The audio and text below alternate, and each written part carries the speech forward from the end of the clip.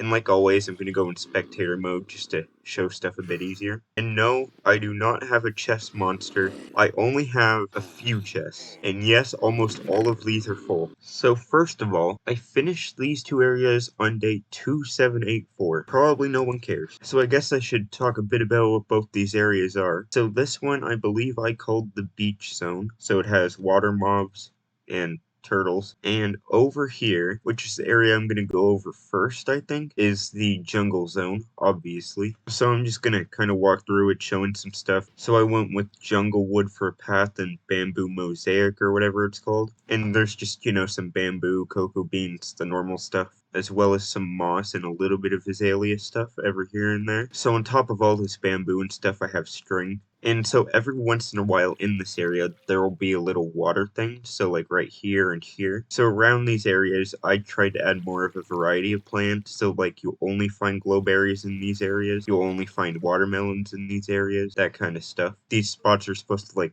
look more alive or whatever. Over on the right side here is the first area, which is filled with ocelots. Up this path and to the left, there's another water area. Oh, let me talk about these big trees. These were a pain because of the vine. Vines in this game are very annoying. There's no way to stop them growing. For every one of these trees, I probably have a stack of string just around, so I made sure the vines don't like spread anywhere. They're only on like this big trunk bit, and like at the bottom here is all string and stuff. Right over here is the bee area.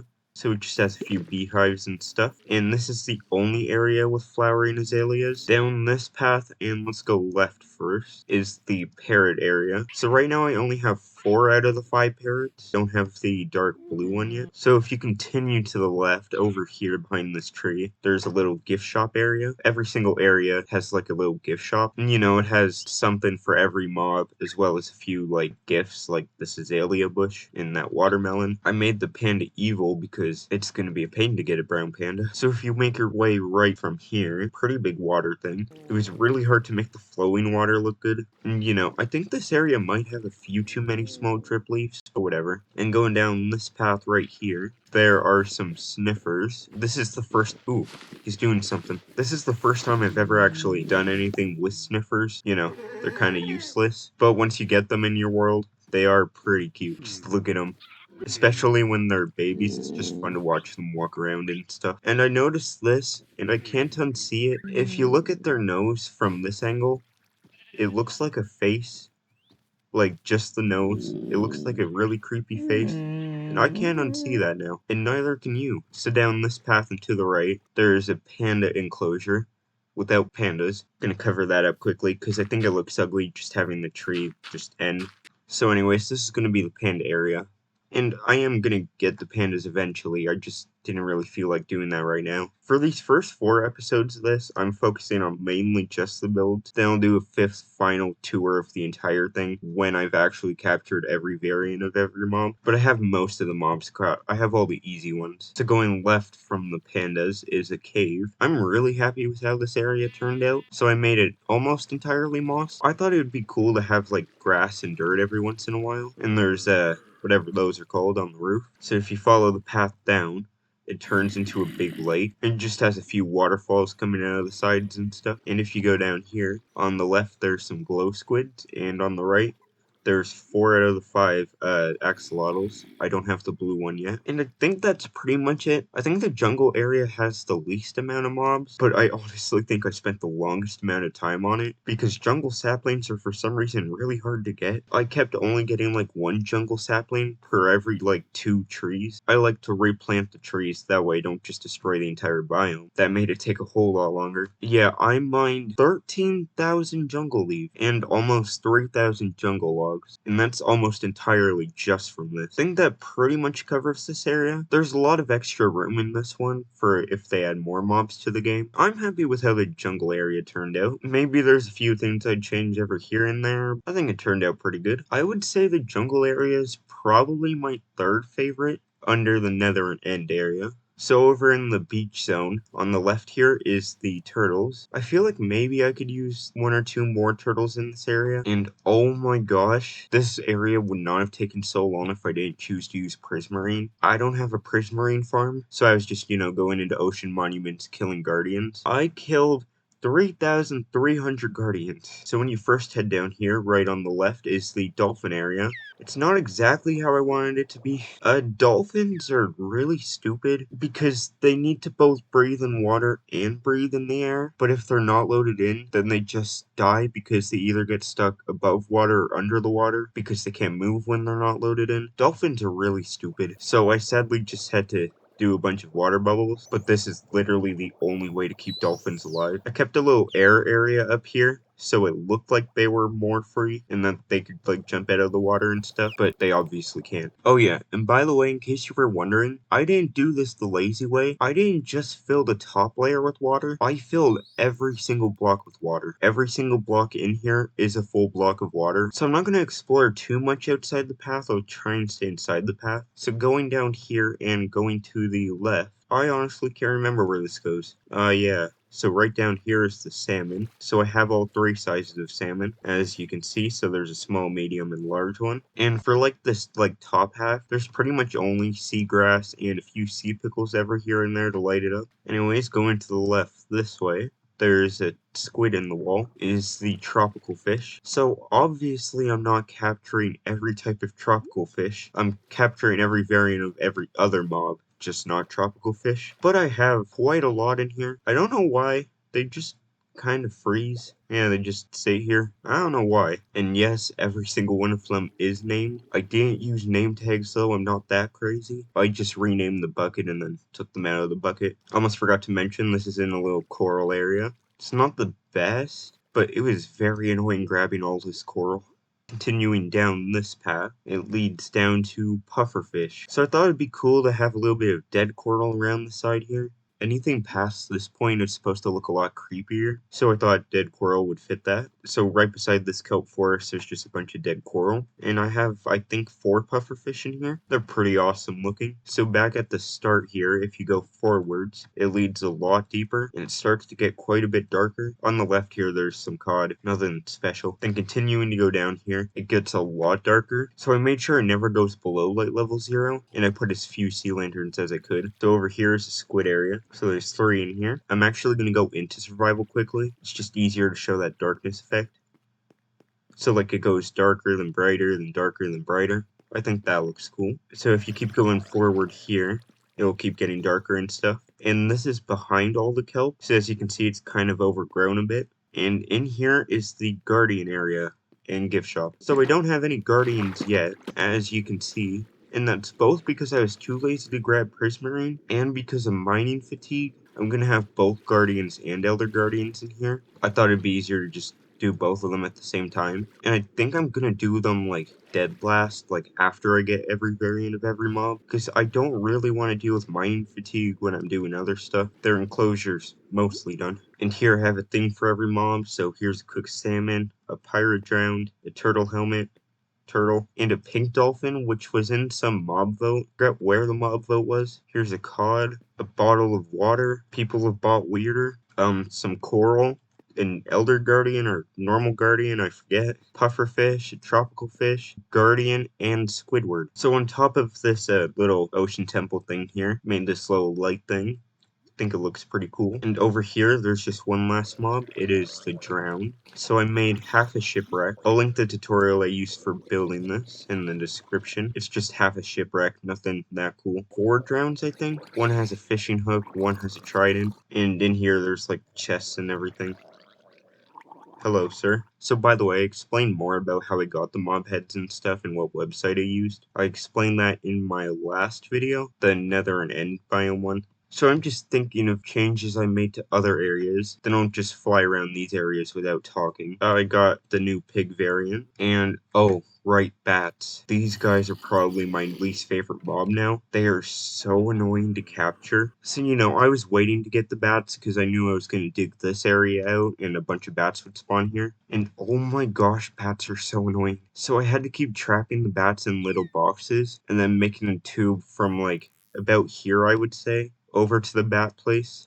And bats are so annoying to move because they don't. It took about like 5 minutes to move one bat like 2 blocks closer because they kept just trying to go back over here. I tried pushing them with water, that didn't work. They just tried to drown in the water. I just had to slowly move them 1 block at a time, blocking off the pathway behind them. It probably took a few hours for every one of those bats because they kept escaping. I kept accidentally mining a block to the side or whatever, and then they would escape and fly around back here, and then I would have to capture them again, restart the whole thing. And I think that's it. That's right. that took 8 months. A lot of that was just because I had to mine out this entire area, and also the jungle saplings were annoying. And I only realized until I was almost done mining this area that I should have used a beacon. I mined this all out without a beacon. It never even crossed my mind. I mined this entire area without a beacon as well. But yeah, I think that's about it. So I'm just gonna fly through these areas without talking. So here's what the whole area looks like all together. I think it's definitely starting to look really good now that I'm adding more. I only have 2 areas left. They should not take 8 months like this did. And yeah, I'm just gonna fly around quickly.